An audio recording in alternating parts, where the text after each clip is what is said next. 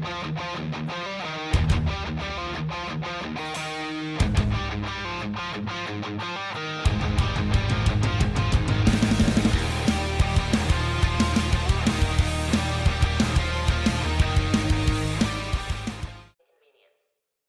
going on, everybody? I wanted to make a video real quick, as best as quickly as I can, about the build I've been using. I know I've talked about it quite a few times. It's nothing too fabulous or anything like that. It's not really optimized or complete, and there's many different ways you can go about actually making it much better than it already is. Anyway, so to get into this build, it's more of a in-between. It's kind of a lower-end damage build, really, but the survivability for the build is way more significant than majority of other builds. It's not based on skill power in any means, because skill power, as most of you probably already know, does not affect healing or damage numbers. It just affects the mods themselves. So really, realistically, behind this build, the main power that comes from this build is the fact of Safeguard. Now, Safeguard is an insanely strong talent. So with Safeguard, killing a target grants you 100% bonus to repairing and healing effects for 20 seconds. Now, in PvP, that's halved. However, it's still a pretty insane amount. And what ends up happening is you proc that, right? And there's tons of different ways to heal. There's different talents. There's different skills, and so forth. So in this build right here, or previously, I should say, when I tested this, I was about 50,000 health and about 150k armor. Now, just in that range. Now, it's going to amplify because it's all percentage-based healing. It's going to amplify with more armor. So the more armor you have, the more healing you're going to end up with out of it. Now, with one headshot of a gun with preservation on it, at 150k armor, I was getting about 80,000 plus per kill of healing. I will say this, the armor percent on kill does not seem to benefit from Safeguard at all. So that's where I started building this build from, was thinking that it would. So about that amount was from the Badger itself. The rest was from the actual preservation healing. So every kill was healing about that. Now on top of that, you're looking at the healing drone and the chem launcher. Now the chem launcher healing and the drone healing were healing me about 30k a tick, and that's only one healing chem drop. And the drone was 30k a tick as well. So the amount of healing you can get over that amount of time is pretty significantly insane, as long as you keep the Safeguard buff going. If that drops, obviously you're not going to get that healing, but as long as you're killing something, I mean, you know, which you should be in most scenarios anyway. It's a very good solo build, especially too. In a team, it's going to be a little bit harder to get the killing blow, but you can definitely manage it as well. So to top all that off as well, having patience on your knee pads is even more insane with Safeguard.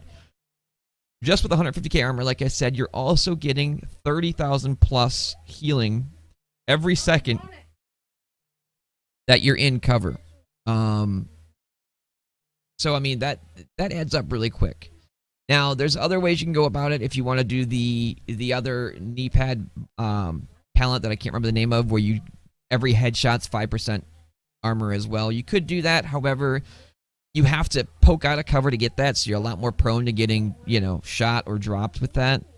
Whereas with patience, you can just kind of sit in cover.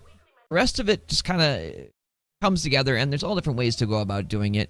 You can use the Badger buff if you want, for the 15% armor on kill, which is a considerable amount. Like I said, it's not buffed by Safeguard at all.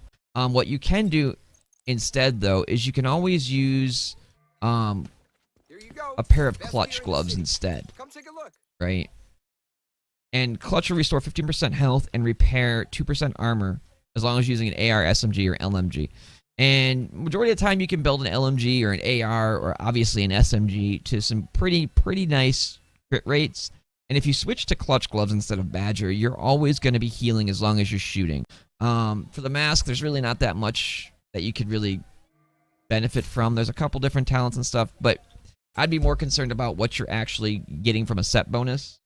You know, something like a Wyvern mask, so you get that extra crit or something like that would be great.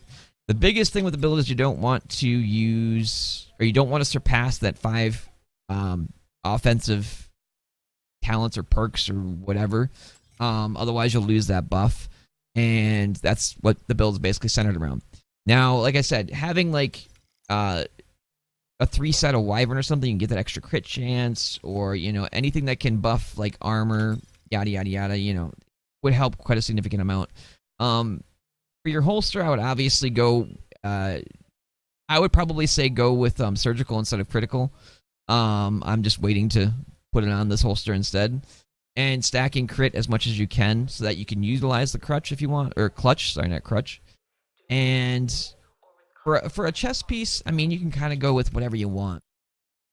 But if you build it right, Unstoppable Force is pretty nice because as you're killing enemies to get your healing, you're also gaining quite a bit of damage from stacking up your armor to get the percentage-based healing back. So I don't know. I think Unstoppable Force is a good one.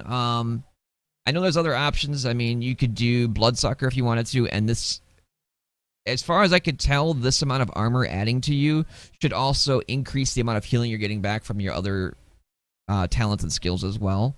So, I mean, that could be something that's worthwhile. You'd really have to kind of get into the, nitty-gritty of it if you really wanted to. And, I mean, you could always go Berserk if you wanted to as well. Like, if you're using an SMG or an assault rifle with this type of build, which is very, very, very, efficient, then, you could definitely utilize Berserk quite well. Especially if you're trying to use the clutch gloves instead with an SMG. I mean, Berserk would work pretty well if you're taking some hits. However, because it's more of a healing and keeping you healed type build, it might not be as good as Unstoppable because of the fact that, this is based off of maxed armor depleted. So something to play around with depending on how you play and so on. For weapon talents, I mean, you can go all damage if you really wanted to. However, Preservation is a huge, like I said, it was 80 plus K at 150,000 armor. A huge amount of healing just from this talent alone. So I mean, it's really up to you if you really want to keep yourself fully healed. Using a gun with Preservation on it will obviously keep you up a lot longer.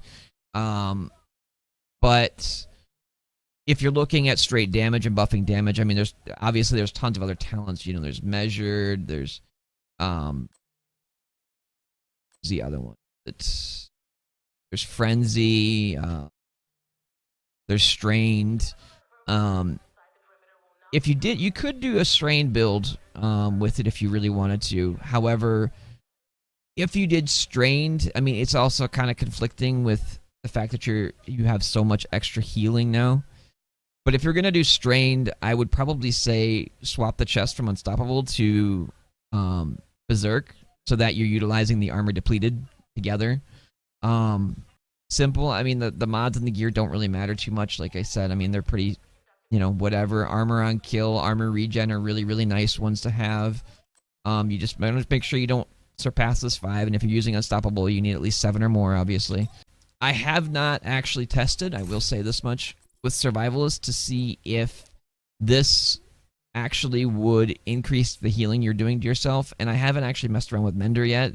I probably will add some more to the video later on to include those types of tests. I haven't really been that concerned with it because I know World Tier 5 was going to shake everything up. So we'll see how that goes down the road. With the sidearm, too, point this out here while I'm at it. Something like Finisher. If you get an enemy down, this is Division 1 thing all over again. If you get an enemy down really low and you tap him, like one-tap him with your sidearm, you can end up getting that extra 30% crit chance and switch to one of your main weapons and keep that crit chance. So, I mean, that's pretty handy to have. And, of course, if this is on your sidearm as well, you will get that as well. It's pretty handy to have. So, I mean, the build isn't, like, insanely damage-built build or anything like that. Can utilize that with solo situations or whatever the case might be. And stop by the stream, twitch.tv/rackinvar. Want to check it out. With World Tier 5 around, you'll be seeing us all raiding from the house, streamer house, etc. Stop by the streamer house as well, twitch.tv/streamer house. And make sure you like and subscribe.